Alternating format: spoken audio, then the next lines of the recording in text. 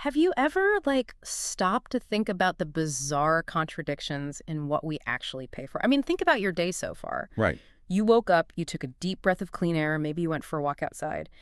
And that air, which is literally biologically required to keep you alive, didn't cost you a single cent.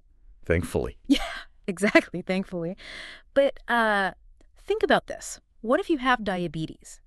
A tiny life-saving vial of insulin, something just as essential for your survival as that oxygen, isn't just insanely expensive. It can actually be heavily taxed by the government, depending on where you live. It's a staggering contradiction when you put it like that. It really is. Or, I mean, zoom out even further. If you look at the news right now, the U.S. stock market is hitting these dizzying, record-breaking highs, right? Minting new millionaires every single day. Oh, yeah. Yet at the exact same moment, you have entire developing nations struggling to afford the basic cost of borrowing money just to build, a single bridge or a power plant. It creates this really fascinating disconnect because, we are so trained to expect precision in our modern systems.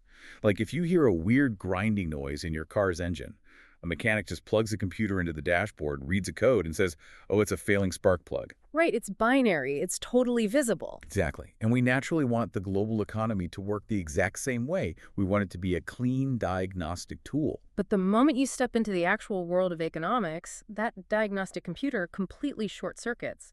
I mean, we are looking at a landscape that is incredibly murky. It's full of hidden trapdoors. Absolutely full of them. So today, we're basically tearing apart the hidden mechanics of markets.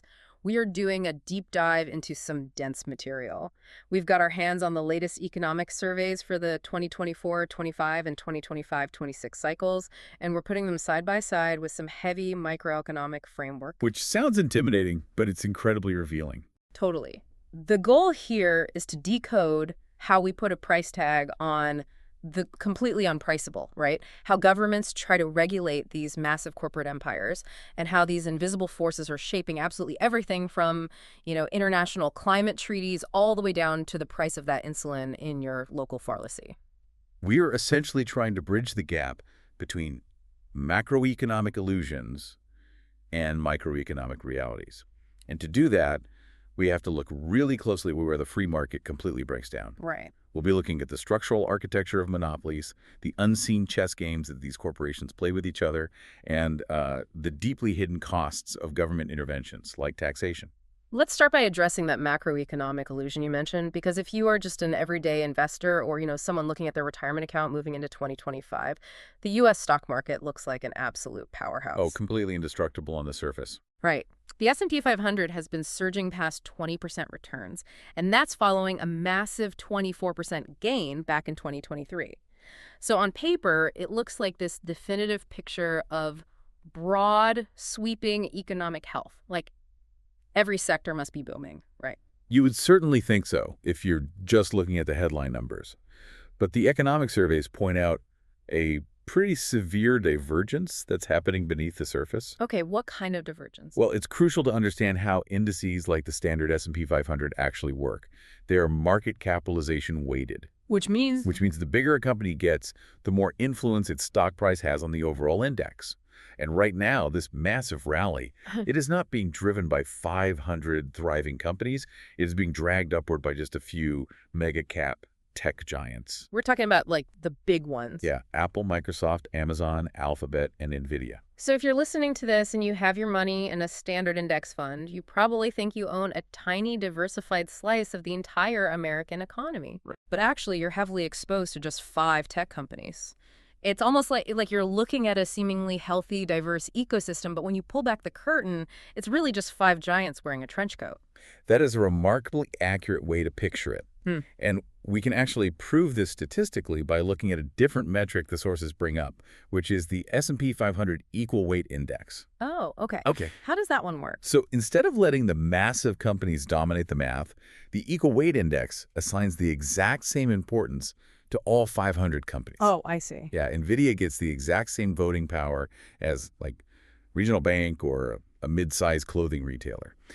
And when you dilute the impact of those tech giants, the picture changes entirely. Oh, drastically. Over that 2023 to 2024 period, the standard top-heavy index rallied more than double the amount of the equal weight index. Wow.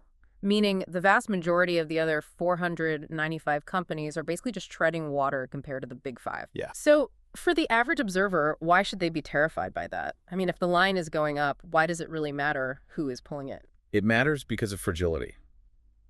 When a market is structurally top-heavy like that, it becomes incredibly vulnerable to external shocks.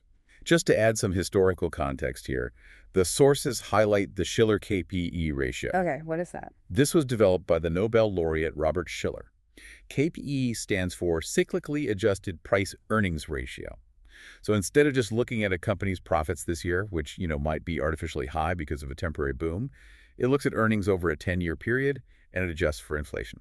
Got it. So it smooths out the noise. It gives you a true picture of whether stocks are actually overpriced relative to the real money they're consistently making. Exactly the concept. And right now, the Shiller-KPE ratio is sitting at its third highest level in history. Wait, really? The third highest ever? Yes.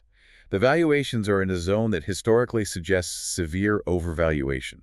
So we have extreme investor optimism, but it's heavily concentrated in just a handful of tech companies. Right. And history tells us that when sentiment-driven rallies are this concentrated, the moment there is an unexpected geopolitical shock or a sudden shift in monetary policy, the correction isn't just a minor dip. When those five giants in the trench coat stumble, the entire global market falls with them. Which sends massive ripple effects everywhere, especially into emerging economies. And, that provides a really jarring contrast to me. Because while the U.S. is dealing with the luxury problem of a top-heavy booming stock market, developing economies are facing a much grimmer structural reality regarding how they get the capital they need to just grow. Yeah, it's a completely different landscape. The sources bring up this concept of overfinance in developing nations. And I have to admit, when I first read that, it sounded like a complete oxymoron to me. How so? Well, if you are a developing nation trying to build infrastructure and lift people out of poverty, how on earth can you have too much finance? Wouldn't you want as much investment and banking activity as humanly possible? It totally seems counterintuitive at first glance. But financial development actually operates on a bell curve. Okay, walk me through that.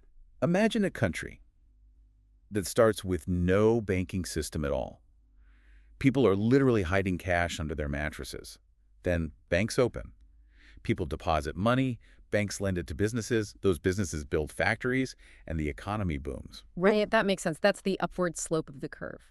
Financial growth is directly boosting economic growth. Exactly. But where does the curve drop off? It drops off when the complexity and size of the financial sector outpace the government's ability to regulate it. In many emerging economies, you have relatively weak institutional frameworks, or maybe poor regulatory quality. If the financial sector just keeps booming, creating complex derivatives, taking massive lending risks, pumping up real estate bubbles, the regulators just can't keep up. So the capital stops flowing into productive things, like those factories we mentioned, and starts flowing into speculative gambling. Precisely. You reach a tipping point of overfinance, where this bloated financial sector actually begins to hamper overall economic growth. It siphons talent and capital away from the real economy. So basically, the ceiling for how big your banking sector should be is strictly determined by how good your government is at refereeing the game. That is the exact mechanism at play. And this ties directly into the structural cost of capital in economies like India, which the economic surveys highlight.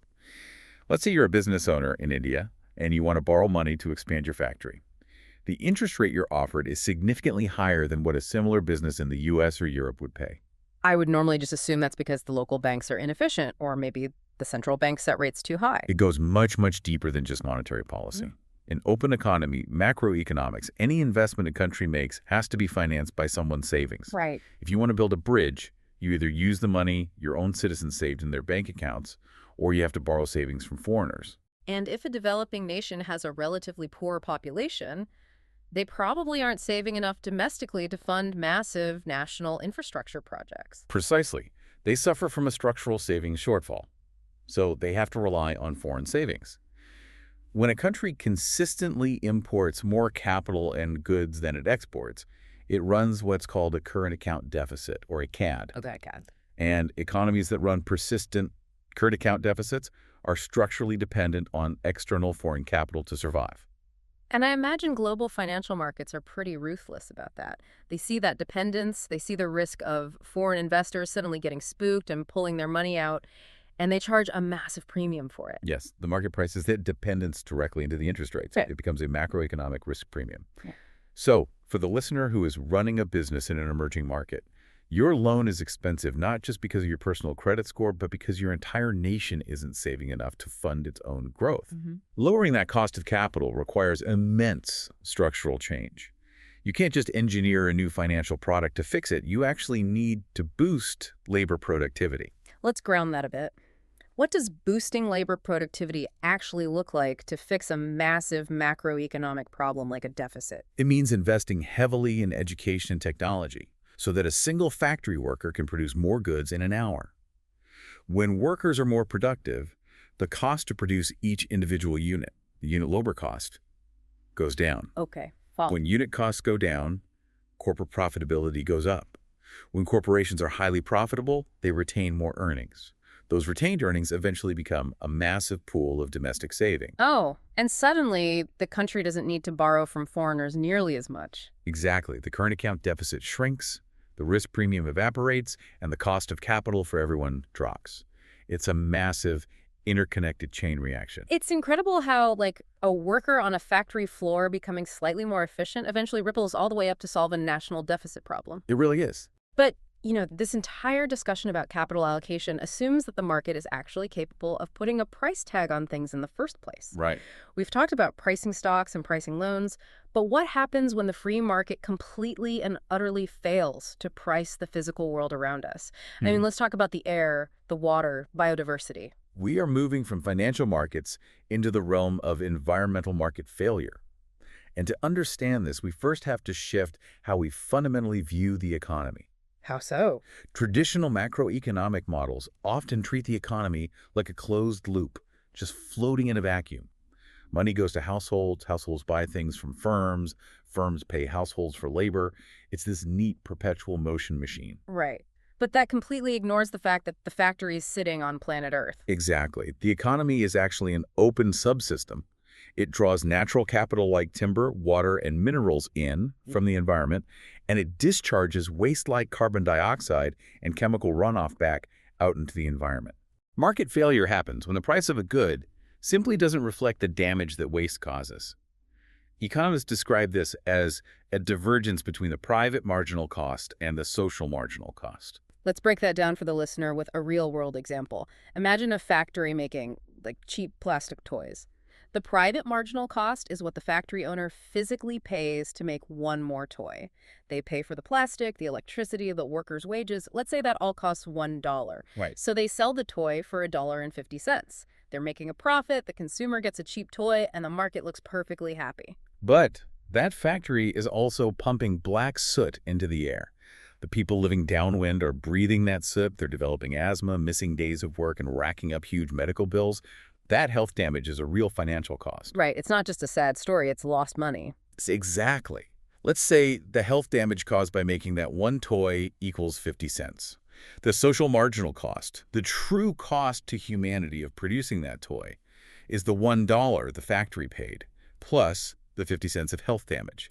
So the true cost is $1.50. But the factory owner isn't paying those medical bills. They get to keep their private costs artificially low at $1, shift the 50 cents of health costs onto the lungs of their neighbors, and just keep producing cheap tools. And because the market price only reflects that artificially low private cost, consumers buy way too many of these plastic toys. We get this massive overproduction of the polluting good. The market is technically functioning, supply is meeting demand, but it is causing a net loss to society's overall welfare. The invisible hand is essentially punching society in the face. And that's just dealing with the waste we pump out. It gets even more mathematically complex when we talk about resources that we pull out of the earth that will eventually run out. Oh, absolutely. The sources highlight a theory from 1931 called Hotelling's Rule. It deals with exhaustible resources, like a barrel of crude oil or a seam of coal. Right. Harold Hotelling was trying to figure out how a completely free market decides the price of a resource that is strictly finite. He established a fundamental rule for intertemporal efficiency. Meaning, how do we efficiently allocate this oil not just for today, but stretch it across all future years? Exactly. But if the oil belongs to a private company, their only goal is to maximize their profit, right? So why wouldn't they just pump every single drop out of the ground today and sell it while the going is good? To understand Hotelling's logic, put yourself in the shoes of an oil tycoon. You're sitting on a massive reserve of underground oil. You face a choice every single morning. Okay, I'm the tycoon. What's my choice? Option A. You can extract a barrel of oil today, sell it, take the cash profit, and put it in a bank account where we'll earn interest. Okay. Option B. You can leave the oil in the ground and extract it to sell next year. Well, if I sell it today, I get the profit plus the interest from the bank. If I leave it in the ground, it's just sitting there doing absolutely nothing. So option A seems vastly superior. I mean, I'm pumping it all today. And if every oil tycoon thought exactly like that, the world would run out of oil in a month. But Hotelling argued that for you to be indifferent, for you to voluntarily choose to leave some oil in the ground for tomorrow, the value of the oil in the ground must be growing at the exact same rate as the money would grow in the bank. Ah, so if the bank is paying, say, 5% interest on my cash, the market price of the oil basically has to be rising by 5% every single year just to convince me not to pump it. Precisely the mechanic. Yeah. Hotelling stated that the scarcity rent of a non-renewable resource, which is just the market price minus the physical cost of extracting it, must rise at the rate of interest. Right. This creates this beautifully efficient glide path where the price slowly rises year after year, which naturally conserves the resource over time. But wait, it can't rise forever, right? I mean, if the price of a barrel of oil rises at 5% a year for a century, eventually it's going to cost like $1 million a barrel. Literally no one would buy it. It doesn't rise forever. It eventually hits what Hotelling called the backstop technology price. This is the ceiling. What's the backstop? The backstop price is the exact price point at which an alternative, renewable technology like solar power and massive battery grids becomes completely economically viable. Once the rising price of oil hits that backstop price, demand just switches over to the renewable alternative entirely, and the oil era ends efficiently. Wow.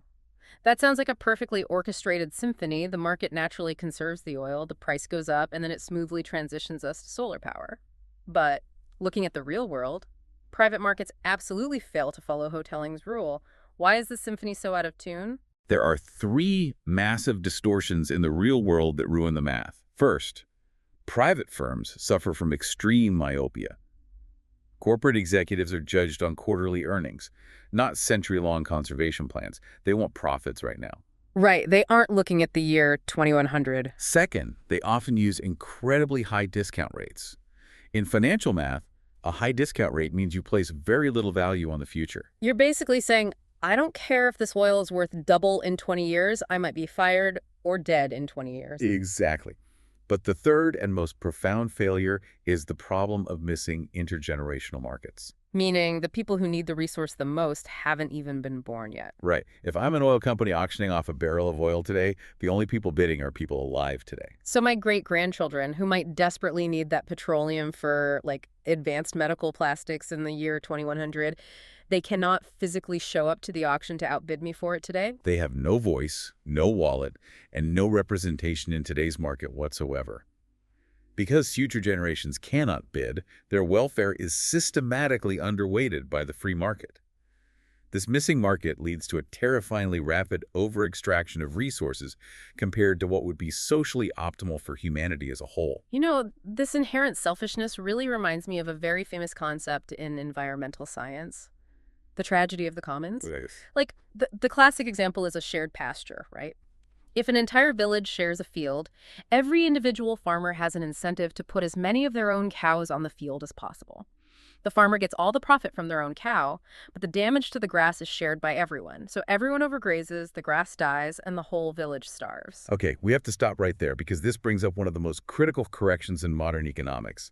The sources explicitly highlight that Garrett Hardin's famous 1968 paper on the tragedy of the commons committed a massive historical error. Wait, really? The tragedy of the commons is taught in basically every introductory biology and economics class I've ever seen. How was it wrong? He conflated two entirely different types of property. Hardin claimed that any shared resource is doomed to destruction. But the tragedy he described does not actually happen in a true commons. It doesn't. No. Decades of field research by Elinor Ostrom, who, by the way, became the first woman to win the Nobel Prize in economics for this exact work, proved him wrong. She traveled the world studying common property resources. These are things like shared village water tanks in India or high alpine grazing pastures in Switzerland that have been shared by the exact same families for centuries. And the grass wasn't dead. The water wasn't depleted. No, they were thriving. Ostrom found that a true commons is actually owned by a clearly defined group of people. And because they depend on it for survival, they develop intricate self-governing institutions. Like rules and regulations. Exactly. They create strict rules about how much water you can take, they actively monitor each other, and they impose severe social and economic sanctions on anyone who cheats. Governed commons work incredibly well. They are highly sustainable. Okay, so if the tragedy doesn't actually happen in a commons, what on earth was Garrett Hardin actually describing in his famous paper? He was describing an open access resource. These are resources where literally no property rights exist at all, and there are no boundaries. Like what? Think of the high seas in international waters or the global atmosphere. Anyone can send a massive trawler out to scoop up fish or a factory to pump out carbon. Right. And there's absolutely no governing body to stop them, no community to sanction them. That is where the tragedy occurs. It's the tragedy of open access, not the commons. That is a profoundly huge distinction. Because if we think the problem is a commons, we just assume humans are inherently selfish, and the only solution is for the government to step in and privatize everything. But if the problem is just open access, the solution might just be helping communities establish boundaries and local governance. It changes the entire policy playbook. But before a government can write a policy to protect an environmental resource, they face a staggering mathematical problem. How do you put a dollar value on nature? How much is a pristine forest actually worth? The sources outline a few ways economists try to solve this, starting with something called revealed preference methods. One example is the travel cost method. Right. A revealed preference relies on observing actual human behavior. Economists look at what people actually do, not what they say. Let's say the government wants to know the economic value of Yosemite National Park. Okay. They can't just look at the entrance fee, because $20 doesn't reflect how much people actually value the total experience. Instead, they use the travel cost method. They survey visitors and calculate exactly how much time and money they spent traveling to get there. They add up the gas, the flights, the hotel rooms, and even the lost wages from taking time off work. So, if a family spends $2,000 to travel all the way across the country to hike in Yosemite, the economist can definitively say, hey, this park provided at least $2,000 of value to this family, otherwise they wouldn't have made the trip. Exactly. By aggregating everyone's travel costs, you essentially build a massive demand curve for the forest. It uses travel expenditure as a mathematical proxy for the price of the park. It's a very robust method because it relies on real money being spent. Okay, I follow the logic there, but here is where I really have to push back. Go for it. The travel cost method makes perfect sense if I am physically packing my car and driving to a national park. You use my gas receipts to figure out my valuation. But what about a tiger in a remote jungle in Sumatra? I will literally never visit that jungle. My travel cost to see the tiger is zero. Does the free market simply conclude that the tiger is entirely worthless to me? You've just hit on the critical blind spot of revealed preference methods. They only capture what economists call use values. That is the benefit you derive from actual physical interaction with the resource. Right, like hiking. Yeah, that could be direct use like hiking or logging, or indirect use like a forest providing flood control for a town downstream. But your relationship with that tiger in Sumatra represents something entirely different. It's called non-use value. I am valuing something I will never, ever use. How do you even categorize that? Economists break non-use value into three distinct categories. First is option value. You might be willing to pay a certain amount of money to protect the tiger today, just preserving your option to maybe visit it 20 years from now, even if you never actually go. Makes sense. Keep my options open. Second is bequest value. Yeah. You value the tiger's survival because you want your children and your grandchildren to inherit a world where tigers exist. And the third? Existence value. This is the most abstract but deeply powerful. It is the sheer psychological satisfaction and moral comfort you derive simply from knowing that wild tigers exist on this planet, completely independent of any future use by anyone. Okay, those are beautiful concepts, truly. But how on earth do you put a dollar figure on existence value? You can't look at my receipts because I didn't buy anything. Because there is no behavioral trail to follow, economists have to abandon revealed preference entirely and turn to stated preference methods, primarily something called contingent valuation. Which sounds incredibly complex. It's actually quite straightforward in concept. Yeah. You essentially construct a hypothetical market. You survey thousands of people and present them with a very detailed scenario. You say, a mining project will destroy this tiger habitat. If we pass a special tax to stop the mine and save the tigers, what is the absolute maximum you would be willing to pay in extra taxes every year? So you literally just ask them. But isn't that incredibly flawed? Like if a guy with a clipboard asks me on the street how much I'd pay to save a tiger, I might say $50 because I want to look like a good person. Right. But if you actually handed me a real tax bill for $50, I'd probably rip it up. And you've just identified hypothetical bias, which is the biggest criticism of contingent valuation. People routinely overstate their willingness to pay when no real money is on the line. So how do you fix that? Economists have to use complex statistical calibration to adjust those survey answers down to a more realistic figure. Despite its flaws, contingent valuation is often the only tool we have to capture non-use values. And only by combining use values and non-use values can we actually calculate the total economic value of an ecosystem. That makes total sense for local conservation. If a country wants to save its own tigers, it surveys its own citizens and passes a local tax. But the environmental crisis isn't localized. No, it's not. What happens when the pollution from a factory on one side of the globe melts a glacier, which raises the sea level, and drowns a coastal city on the exact opposite side of the planet? The victim and the perpetrator will never even meet, and they don't even share the same government.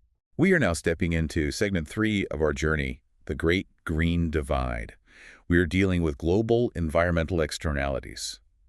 And the math here becomes intensely geopolitical. Yeah.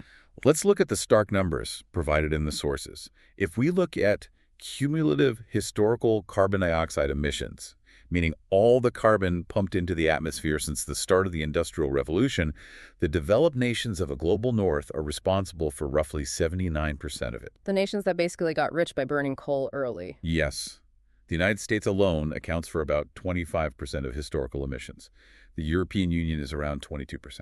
And what about the developing world? India accounts for roughly 3% of historical emissions. The entire continent of Africa accounts for about 4%. So the global north built their modern economies and accumulated massive wealth by essentially filling up the atmospheric bathtub. And now that the bathtub is overflowing, they're turning around and telling the global south, hey, we all need to stop using water. The asymmetry is profound. And it gets even worse when you look at who is actually suffering today. The World Health Organization estimates that a staggering 92% of pollution-related deaths occur in low- and middle-income countries. Wow. They contributed the absolute least to the global pollution stock, yet they bear almost the entirety of the fatal consequences. It is a massive failure of global equity. So how do international policymakers actually try to fix these global externalities? If the free market won't price carbon naturally, how does the government force it into the math? Well, the sources outline two main regulatory philosophies: command and control versus market-based instruments. Let's start with the traditional approach. Command and control is exactly what it sounds like. The government acts as a dictator over the pollution. They mandate that a factory must install a specific type of chemical scrubber on its smokestack, or they set a hard legal limit. You cannot emit more than 100 tons of sulfur a year. It's the do this exactly as we say or we will shut you down and fine you approach. What is the downside to that? I mean, it sounds very effective at stopping pollution. It gives regulators absolute certainty, yes, but it is incredibly economically inefficient. Why? Because it treats every factory exactly the same. Let's say Factory A is brand new and can reduce its emissions super easily, while Factory B is 80 years old and it would cost them millions to achieve the exact same reduction. Command and control forces them both to meet the exact same target. Which is a huge burden on Factory B. Furthermore, it completely destroys the incentive to innovate. If the law says the limit is 100 tons, the factory will reduce its emissions to exactly 99.9 tons, and then they will fire their environmental research team. There is zero financial reward for dropping emissions to zero. So they just comply with the bare minimum and stop trying. That leads us to the alternative, market-based instruments. Instead of dictating the technology, you try to fix the broken price signal. Precisely. You make the invisible hand work for the environment. And there are two primary flavors of market-based instruments. The first is a Pigouvian tax, named after the economist Arthur Pigou. In the context of climate change, this is a carbon tax. Okay, how does that work? The government employs scientists to calculate the exact monetary damage caused by emitting 1 ton of carbon, the flooding, the crop failures. Let's say it comes out to $50. The government then taxes every factory exactly $50 for every ton of carbon they emit. Ah, so the social cost we talked about earlier is no longer pushed onto the neighbors. It is internalized. The factory physically feels the financial pain of the damage it is causing. Right. And if they can figure out a way to reduce their pollution for, say, $30 a ton, they will absolutely do it because it saves them $50 in taxes. It basically incentivizes innovation. Yes, exactly. A Pigouvian tax gives you absolute price certainty.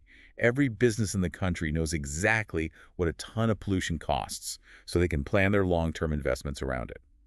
But it comes with a major weakness.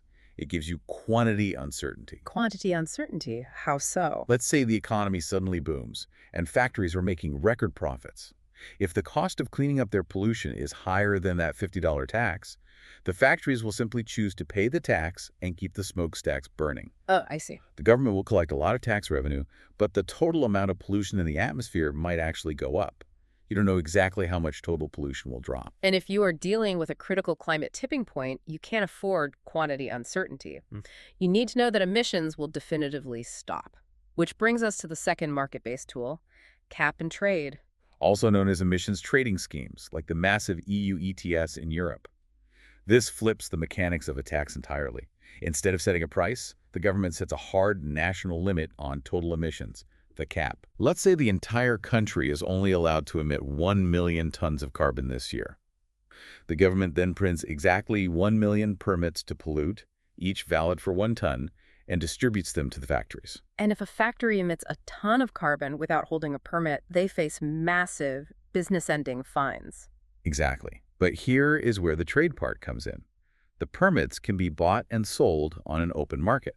So back to our two factories. Factory A is highly advanced. They realize they can reduce their emissions easily, and they don't actually need all their permits. Factory B is ancient, and reducing emissions is impossibly expensive for them. So what happens? Factory A sells its leftover permits to Factory B for a profit. Wow, yes. Factory A gets a massive financial reward for being green, and Factory B pays a penalty for being dirty, but the total amount of pollution across both factories remains strictly under the national cap. It's brilliant. Cap and trade gives you quantity certainty, for an absolute fact that emissions will not exceed 1 million tons. But it gives you price uncertainty because the cost of a permit fluctuates every single day based on open market demand. It essentially creates a stock market for pollution. And, as we adopt these policies, economists are realizing that our ultimate scorecard for national success, the gross domestic product, or GDP, is fundamentally broken when it comes to the environment. Absolutely broken. Because traditional GDP just measures the total value of all goods and services produced. It completely ignores the destruction left in the wake of that production. Yeah. If a country decides to clear-cut an ancient 1,000-year-old rainforest and sell all the timber, traditional GDP records a massive spike in economic growth. The country looks incredibly wealthy on paper. But it entirely ignores the fact that they just permanently liquidated a vital ecological asset that provided, water filtration, carbon sequestration, biodiversity. It's like a business selling off the actual roof of its own factory and calling it profit. Eventually, the rain comes in. Which is why the United Nations developed the C framework, the System of Environmental Economic Accounting. This framework introduces concepts like green GDP and the Genuine Progress Indicator, or GPI. Right. How exactly does green GDP change the math? Green GDP takes the standard GDP number, and then it deducts the monetary value of environmental degradation and the depletion of natural resources. If you cut down that forest, traditional GDP adds the value of the timber, but green GDP subtracts the lost ecosystem services. So it exposes the illusion of economic growth that just relies on cannibalizing the earth. It forces policymakers to see if their wealth creation is actually sustainable. Exactly. Okay, so we have the valuation methods, we have cap and trade, we have green GDP, we have all the tools. So why is international climate policy still such a disaster? I remember reading in a microeconomics textbook about the Coase theorem. Ronald Coase. Yeah, the Nobel laureate. He basically argued that if property rights are clearly defined, private parties can just bargain with each other to reach an efficient outcome without the government needing to step in with taxes or caps at all. Right. If a factory is polluting my house and I have a right to clean air, the factory can just pay me to accept the pollution, or I can pay the factory to install a scrubber. We just negotiate a deal. Why can't the nations of the world just sit down and Coase theorem their way out of climate change? The Coase theorem is a brilliant theoretical benchmark, but its real-world application to global climate change fails fatally because of the assumptions it requires. What does it assume? Coase assumes zero transaction costs, perfect information, and completely rational actors. Imagine you and your neighbor arguing over a barking dog. You can literally just lean over the fence and negotiate. Transaction costs are low. But with global climate change, you have nearly 200 sovereign nations trying to agree. The transaction costs of getting 200 nations with completely different languages, economies, and political systems to agree on a legally binding contract are astronomical. Second, as we discussed with Hotelling's rule, the future generations who will suffer the most catastrophic damage aren't at the negotiating table. Right. You cannot negotiate a fair deal when the primary victims are absent. And I imagine there's a massive free rider problem, too. That is the final nail in the coffin for global cohesion bargaining. The global climate is a non-excludable public good. If the European Union spends trillions of dollars to radically decarbonize their economy, the atmospheric carbon levels drop. The entire planet benefits from a cooler climate and less extreme weather. But a country that didn't spend a single dime on green technology gets to enjoy that cooler climate for free. They are free riding on Europe's sacrifice. Exactly. Every nation has an individual incentive to do absolutely nothing and hope everyone else pays for the transition. This immense friction is exactly why international agreements, like the Paris Agreement under the UNFCCC, are so agonizingly difficult to negotiate. It is why they rely on principles like CBDR common but differentiated responsibilities, Yes. which is the formal acknowledgement that the global north, having caused 79% of the historical problem, has a moral and historical obligation to lead the mitigation effort and provide climate finance to the developing world. Yet the sources note the grim reality of that finance. There is a massive global climate finance gap. Despite all the promises of the global north, the money simply isn't flowing at the scale required. So developing nations are left on their own. India, for example, is currently sourcing about 96% of its climate mitigation finance domestically. The developing world is largely paying for its own green transition. This failure of perfect bargaining on a global scale, the fact that powerful nations can basically dictate terms or simply walk away from their historical responsibilities, leads us perfectly into our next deep dive. Let's zoom back down from the macro geopolitics and look at the microeconomics of power. Okay, let's pivot. What happens when a single firm becomes so massive that it doesn't have to negotiate with anyone? Let's look at the architecture of market power. We have to start with the extreme baseline here. Pure monopoly. Now, in a perfectly competitive market like thousands of farmers selling wheat, no individual farmer can change the price. Right. If the market price is $5 a bushel and a farmer tries to charge $6, everyone just buys from his neighbor. He is a price taker. He faces a perfectly horizontal demand curve. But a monopoly is entirely different. In a monopoly, the firm is the entire industry. There are no neighbors to buy from. Therefore, the monopolist faces the entire downward-sloping market demand curve.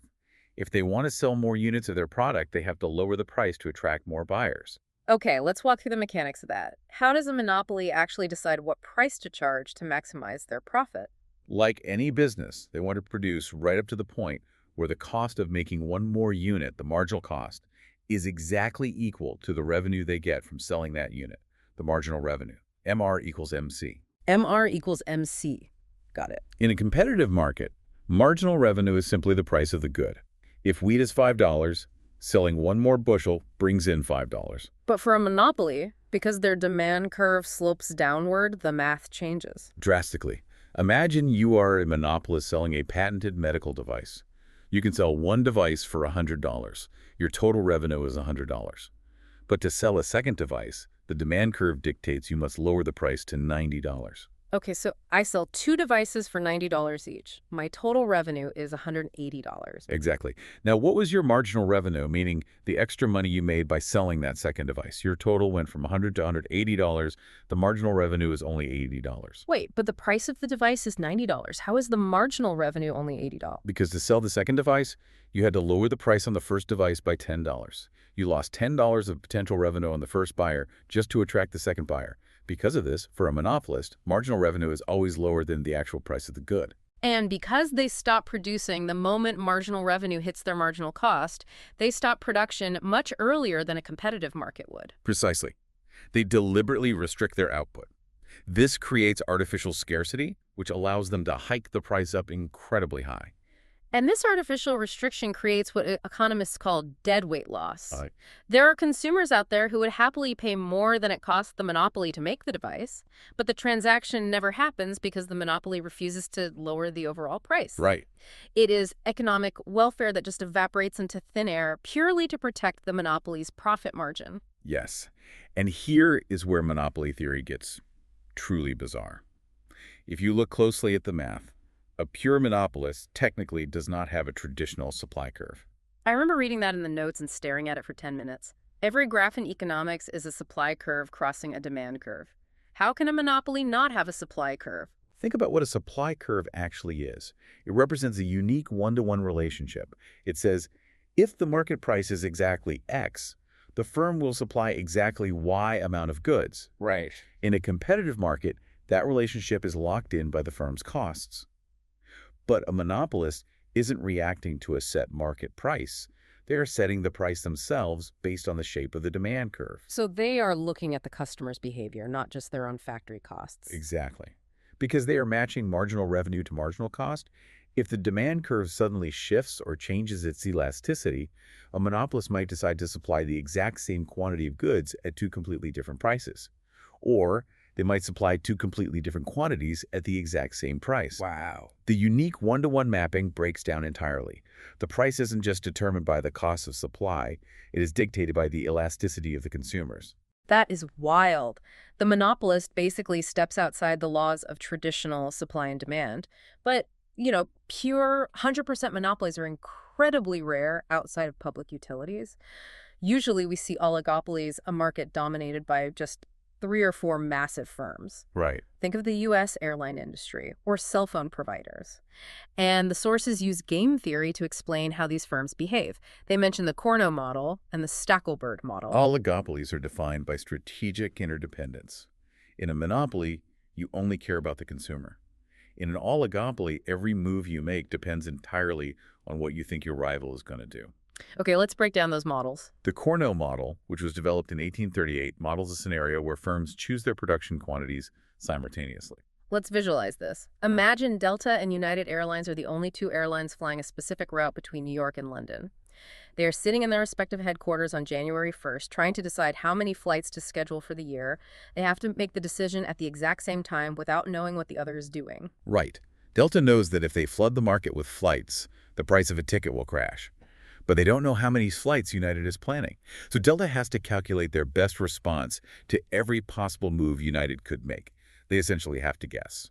It's like 2 people walking toward a narrow door from opposite sides of a room. You don't know if the other person is going to speed up or slow down, so you both try to squeeze through at the same time and end up bumping shoulders. That is a brilliant visual. Because they are guessing and bumping shoulders, they split the market, but neither firm achieves the maximum possible monopoly profit. They cannibalize each other slightly. But now compare that to the Stackelberg model. Right. In Stackelberg, the decisions are sequential. Yeah. One firm is the recognized market leader, and they get to move first. So Delta schedules all their flights in January, and United has to wait until February to see the schedule before they can plan their own. Exactly. It's like a game of chess where white moves first. Delta looks at the board and says, if I schedule a massive number of flights and flood the market, United will look at the low ticket prices and decide it's not worth competing. They will scale back. Because Delta knows exactly how United will rationally respond, Delta preemptively claims a massive share of the market. They dictate the board. United is forced to accept the leftovers. It grants an overwhelming first mover advantage. It really does. But what if the airlines aren't competing on the number of flights, but directly on the price of the ticket? Ah, this leads to one of the most famous models in oligopoly theory, the kink demand curve. This model tries to explain a very specific phenomenon. Why do prices in oligopolies often stay frozen or sticky for months or years, even when the underlying costs of oil or labor are violently fluctuating? Right, if you look at cell phone data plans, the major carriers all charge roughly the exact same amount, and the prices rarely change. Why is that? Imagine you are the CEO of a cell phone carrier, charging $40 a month.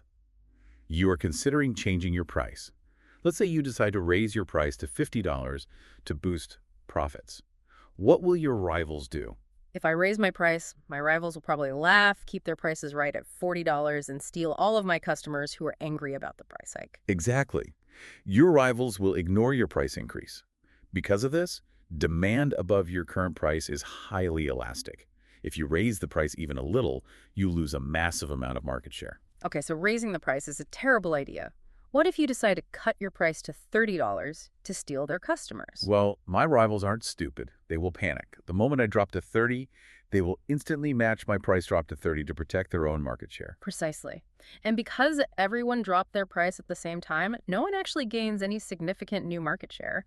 You just started a price war and destroyed your profit margins. Yep. Because of this, demand below your current price is highly inelastic. You don't gain many sales by cutting prices. So I am completely trapped. If I raise prices, I get punished by losing customers. If I cut prices, I get punished by losing margin. It's a giant high-stakes staring contest. No one wants to blink. And if you draw this out on a graph, the demand curve literally has a sharp bend or a kink right at the current $40 price. This kink creates a literal mathematical gap, a discontinuity in the marginal revenue curve. The firm's underlying costs can fluctuate up and down within that gap, and the mathematically optimal price will not budge a single cent. It perfectly explains price stickiness. It's an incredibly elegant theory. It is, but as a comprehensive pricing theory, economists point out a fatal flaw. Let me guess. It perfectly explains why the price is trapped at $40, but it offers absolutely no explanation for how the price got to $40 in the first place. You've hit the nail on the head. It is a snapshot of a trapped market, not the movie of how the market evolved. But when oligopolists aren't trapped in a staring contest, they are incredibly aggressive at extracting wealth through a tactic called price discrimination. Which is the art of dividing the market to extract every last drop of consumer surplus. The sources detail 3 degrees of this. First-degree price discrimination is theoretical perfection. It means the monopoly knows exactly what every single individual customer is willing to pay and charges them exactly that amount. If you are willing to pay $100, they charge you $100. If your neighbor is willing to pay $80, they charge him $80. There is zero consumer surplus left. The monopoly takes it all. But that requires mind reading, which doesn't exist. Not yet, anyway. Second-degree discrimination is bulk pricing. You charge less per unit if the customer buys a massive quantity. It incentivizes high-volume consumption. But third-degree price discrimination is what we experience every single day. Segmenting the market based on demographics or behavior. Yes. The monopolist realizes they are essentially selling to 2 entirely different markets with different elasticities. Think of an airline selling tickets. They have business travelers and they have backpackers. The business traveler is highly inelastic. They have to be in London on Tuesday for a multi-million-dollar meeting. They don't care if the flight is $500 or $5,000. The company's paying for it anyway. Exactly. And the backpacker is highly elastic. If the flight is too expensive, they will just take a train to a different city or stay home. The airline acts as a monopolist to both segments separately. They set MR equal to MC for the business travelers, resulting in a massive extortionate premium for last-minute bookings, and they set MR equal to MC for the backpackers, offering cheap, non-refundable tickets booked months in advance. They extract maximum profit by erecting a fence between the 2 groups. So if these massive monopolies and oligopolies have so much sophisticated power, the ability to restrict output, trap prices in staring contests, and ruthlessly discriminate between customers, is the average consumer just entirely doomed? How do we stop them? That brings us to segment 5, disciplining the giants. Historically, economists viewed this through the structure conduct performance paradigm, or SCP. This is a very linear way of thinking. It argues that the structure of a market, meaning how concentrated it is, usually measured by tools like the Herfindahl-Hirschman Index, directly dictates how firms will conduct themselves. which ultimately determines the economic performance for the consumer. So if the market is highly concentrated, with only one or two firms, the SEP paradigm assumes they will definitely collude, raise prices, and screw the consumer. The only solution is for the government antitrust division to step in and aggressively smash the companies into smaller pieces. That was the prevailing wisdom for decades. But then a massive counter-theory emerged. William Baumel's theory of contestable markets. Baumel completely upended the SCP paradigm. He argued that market performance doesn't actually depend on the number of firms currently operating in the industry. It depends entirely on the threat of new firms entering. So the invisible ghost of potential competition is just as terrifying to a monopoly as an actual physical competitor. Exactly. Baumel argued that a market is perfectly contestable if two strict conditions are met. First, there must be absolute zero sunk costs. A sunk cost is an investment you can never recover if you decide to leave the industry. Second, there must be the ability for hit-and-run entry. Let me visualize this. Imagine a single massive food truck that has a total monopoly over a town. They are charging $30 for a simple hot dog because they have no competitors.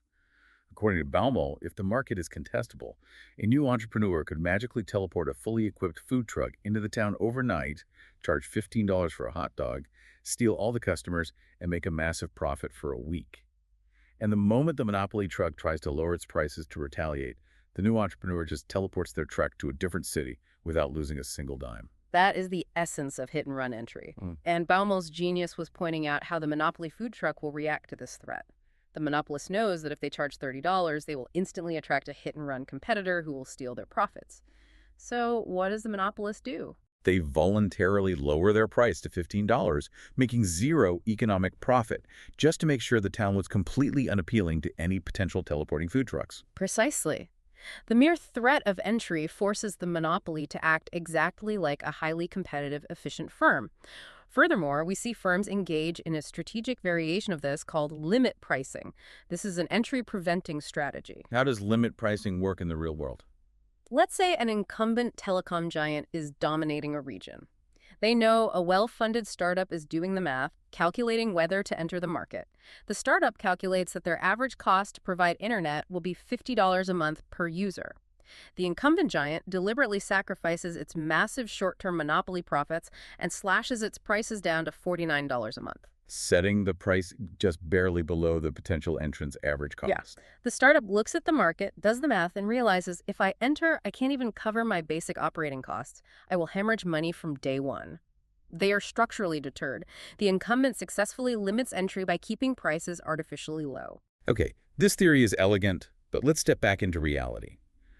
Where on earth do zero sunk costs actually exist? If I want to challenge a telecom giant, I can't just teleport $1 billion worth of fiber optic cables and cell towers into a city and then hit and run if I fail. If I want to start an airline, I can't just hit and run airport terminal gates and fleets of Boeing jets. Sunk costs are absolutely everywhere. You've identified the exact fundamental operational setback of contestability theory.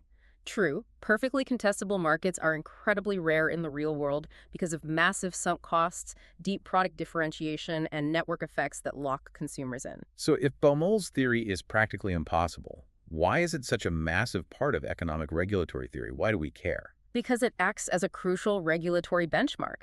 It gives policymakers a new toolkit. It shows them that if they can legally or technologically force entry barriers down, if they can mimic the conditions of contestability, they can force monopolies to behave competitively without having to endure the decade-long legal nightmare of breaking them up into pieces. Oh, I see. So instead of breaking up the telecom giant, the government passes a law saying the giant must lease space on its cell towers to any new startup at a fair price. Suddenly, the startup doesn't have to build its own towers. The sunk cost drops to zero. Contestability is artificially created. Exactly. And this strategy is especially vital when dealing with what economists call a natural monopoly. Let's define that because it sounds contradictory. How can a monopoly be natural? A natural monopoly occurs in an industry where the fixed costs of building the infrastructure are so astronomically high that it is economically cheaper for one single firm to serve the entire market than for two or more firms to split it. The classic examples are public utilities, the municipal water pipes, or the electrical power grid. Right. It makes absolutely zero sense to have three different competing water companies tearing up the streets to lay three parallel sets of water pipes to every house. Mm. The cost of laying the pipes is massive, but the cost of actually pumping one extra gallon of water through them is basically zero. Exactly. These industries exhibit massive economies of scale. Their long-run average cost keeps declining the more customers they serve. If you forced competition and split the market between two power grids, the average cost for everyone would skyrocket because you are duplicating massive infrastructure. So society actually wants a monopoly in these specific cases. But if you just let a private company own the only water pipes in town, they will price gouge everyone. So society wants the monopoly, but the government has to put a leash on it. How do you regulate a natural monopoly without bankrupting it? Regulators have a few options, and they all involve brutal trade-offs. The first option is marginal cost pricing. The regulator forces the water company to set the price exactly equal to the cost of pumping the last gallon of water. This is fantastic for society because it achieves perfect allocative efficiency. Everyone who values the water gets it cheaply. But wait, if the price only covers the cost of pumping the water, how does the company pay for the billion-dollar pipeline they built? They don't. Because average costs are always falling in a natural monopoly, the marginal cost is always below the average cost. If you force them to use marginal cost pricing, the firm will literally lose money on every single customer they serve. They will instantly go bankrupt. Unless the government bails them out? Right. The government has to constantly subsidize the utility with millions in taxpayer money, which is politically unpopular and prone to corruption. So regulators look at option 2, average cost pricing. The government calculates the total cost of the pipes plus the water, divides it by the number of customers, and sets the price there. Okay, so the firm breaks even. They survive without taxpayer bailouts. What's the catch? The catch is that the price is now higher than the marginal cost. So you have artificially raised the price of water, which means some poorer citizens might not be able to afford as much water as they need. You create a deadweight loss. So the regulator has to choose between constantly subsidizing a monopoly with tax money or accepting an inefficient market where people get priced out. Is there a middle ground? There is a highly complex middle ground called Ramsey pricing, named after Frank Ramsey. The goal of Ramsey pricing is to minimize the deadweight loss while ensuring the monopoly breaks even. And to do this, it uses the exact same inverse elasticity rule we talked about with airline price discrimination. Oh, wow. So the government actually instructs the utility to price discriminate. Yes. The regulator tells the monopoly to mark up the price the most on consumers who are the most inelastic, the wealthy households or industrial factories that will buy water no matter what it costs. And they mark up the price the least on elastic consumers, low-income households who are highly sensitive to price changes. That is incredibly clever mathematically. But from a public relations standpoint, if the public finds out the utility is charging different neighborhoods wildly different rates for the exact same water, there will be riots. Are there other regulatory tools that focus on profits instead of prices? Yes. The historical standard in the United States was rate of return regulation. The government audits the utility, calculates the total value of their physical capital, their power plants, trucks, and headquarters, and says, you are legally allowed to earn exactly a 10% profit return on your capital base.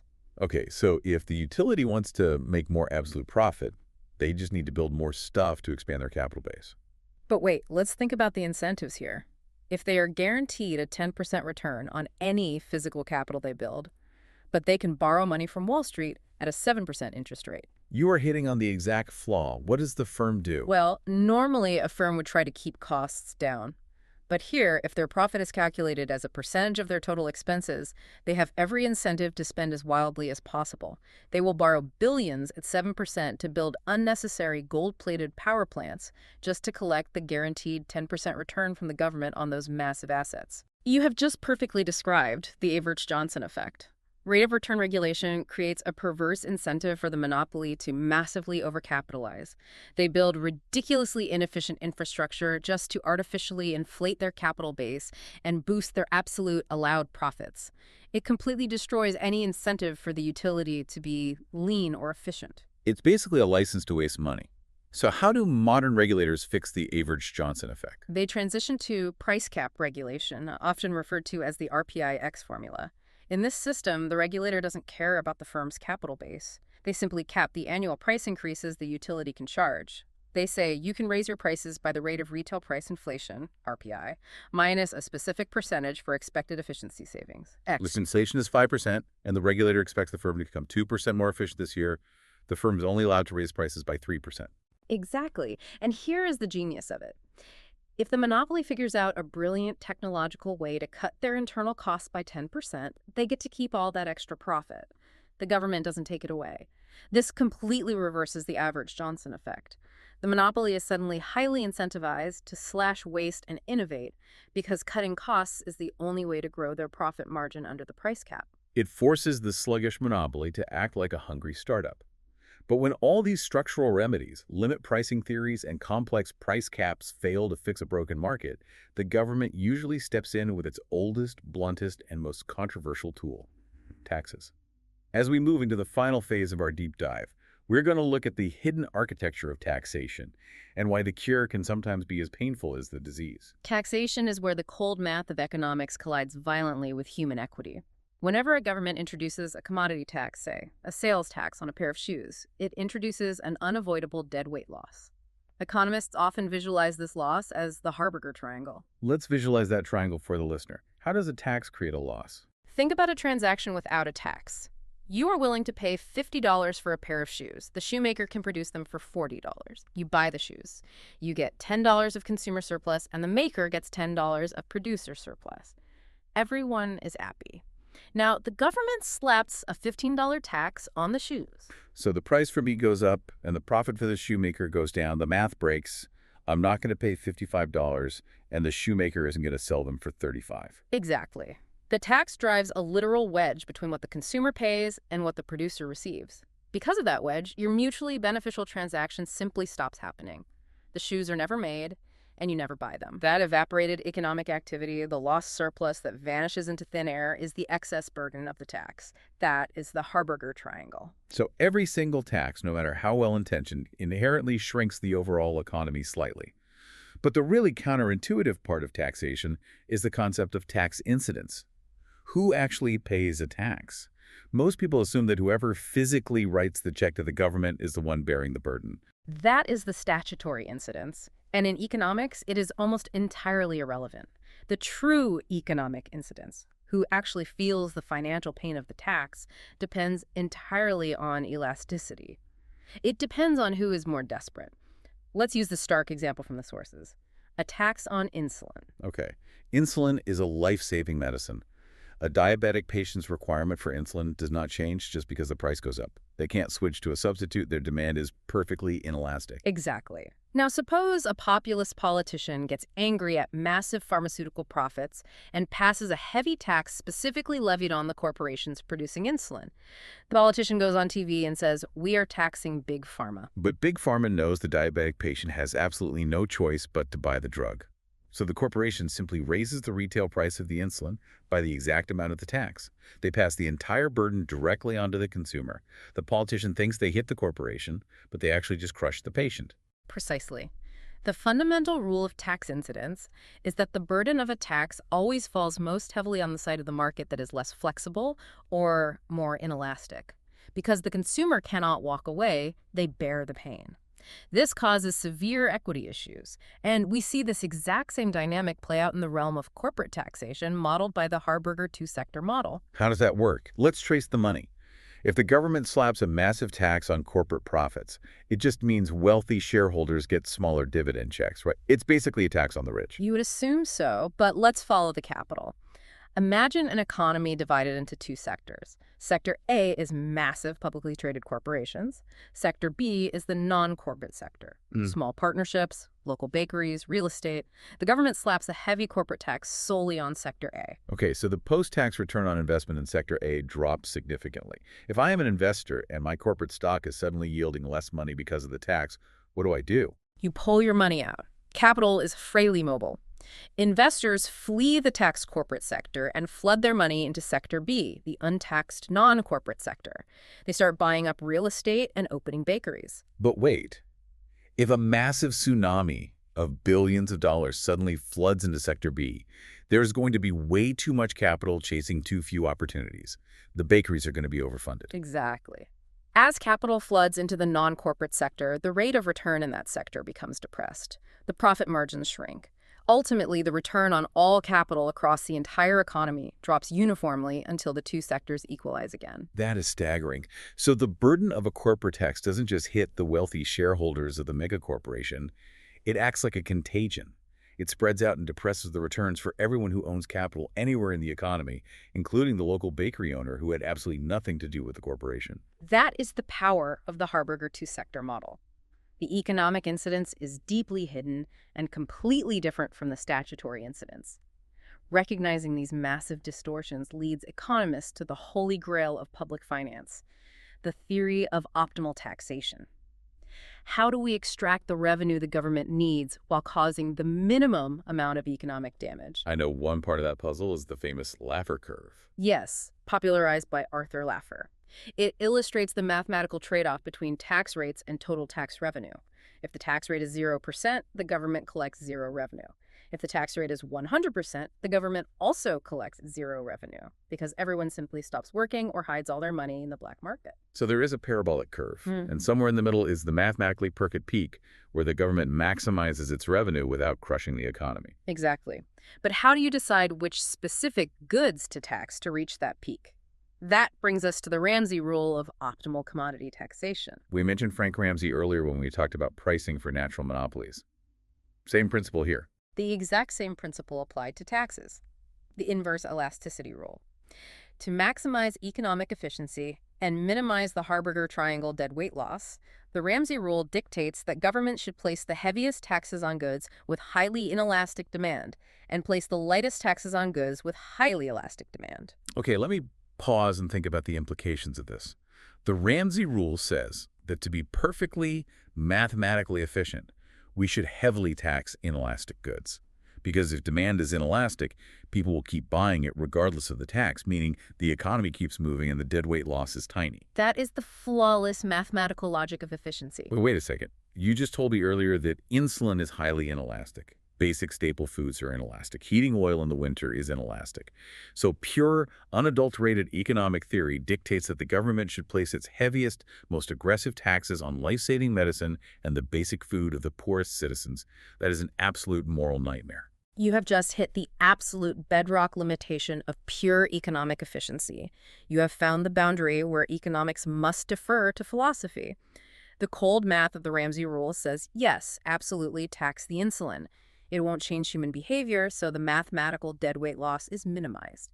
It is perfectly, ruthlessly efficient. But if a government actually implemented that, society would revolt overnight. Exactly.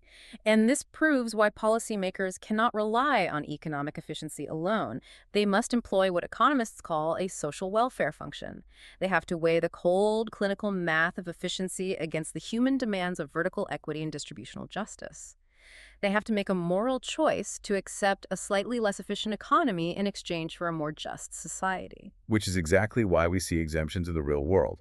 That's why essential medicines and basic foods are explicitly exempted from value-added taxes or sales taxes, like how insulin and raw grains are treated under India's GST system, despite the fact that strict economic efficiency models suggest they are the mathematically perfect targets for taxation. Economics provides the map of the terrain, showing where the mountains of inefficiency and the valleys of deadweight loss are. But it cannot tell society which destination to drive toward. That requires human values. So circling back to how we started this conversation, the diagnostic X-ray machine of economics really is broken. You can't just plug in a computer, look at the math, and find a binary answer. Every single policy choice, every tax, every regulation is steeped in human impact. Economics is not just the study of money or abstract supply curves. It is fundamentally the study of human behavior, societal values, and the brutal trade-offs we are willing to make to survive together. That is a phenomenal place to wrap up our deep dive today. We have covered an incredible expanse of ground. We started by looking at the macro illusion of a top-heavy, fragile U.S. stock market, where 5 giants in a trench coat dictate the index, and contrasted that with the structural, macroeconomic reality of capital costs and current account deficits in developing nations. We waded into the murky, mathematically complex waters of environmental market failures, exploring hoteling's rule for exhaustible resources, and discovering how economists attempt to use contingent valuation to put a price tag on a tiger we will never see. We also unpacked the staggering global friction of the Great Green Divide, showing why cap-and-trade systems and green GDP are necessary when cohesion bargaining fails on a planetary scale. We dissected the strategic chess games of monopolies and oligopolies, examining how they restrict output, trap prices in the stare-down of the kink demand curve, and use limit pricing to build invisible walls around their corporate empires. And finally, we looked at the blunt, often dangerous instrument of taxation, discovering through Harberger's models that the burden almost always falls on those least able to avoid it, and why the cold mathematical efficiency of the Ramsey rule absolutely must be tempered with human equity. To our listener, the next time you see a stubbornly sticky price at the grocery store, or hear a politician debating a new carbon tax, or see a local utility asking for a rate hike, remember the hidden architecture we talked about today. You're just looking at random numbers. You are witnessing the exact, real-time tug-of-war between market power, unpriced externalities, and regulatory trade-offs. Yeah, the invisible hand of the market is endlessly wrestling with the visible hand of the state. But before we go, I want to leave you with a final forward-looking thought. We've spent a lot of time today talking about the regulation of traditional natural monopolies, massive entities like telecom grids, public water utilities, and oil giants, things built with steel and concrete. But what happens when artificial intelligence creates the ultimate natural monopoly? Think about the underlying economics of an AI model. It requires billions of dollars in fixed costs to train massive server farms, incredible energy consumption. But once that model is built and trained, it has a marginal cost of production that is essentially zero. It can serve one user or 1 billion users simultaneously. It possesses infinite scalability. It perfectly mirrors the declining average cost structure of a natural monopoly, but on a scale we have never seen before in human history. Exactly. And if we don't have a green GDP equivalent to measure the societal extraction of this AI, the human data it consumes without permission, the cognitive skills and industries it permanently displaces, how will the economists and regulators of tomorrow ever figure out how to put a price cap on it? We started today talking about how we like our diagnoses binary and clean, like a jagged white line on an X-ray. But as we move from an economy of oil and steel into an economy driven by zero marginal cost artificial intelligence, those diagnostic muddy waters are only going to get deeper. It is the ultimate challenge for the next generation of economic thinkers. Thank you for taking this massive deep dive with us. Keep questioning the consensus, keep looking beneath the surface of the headlines, and we'll see you next time.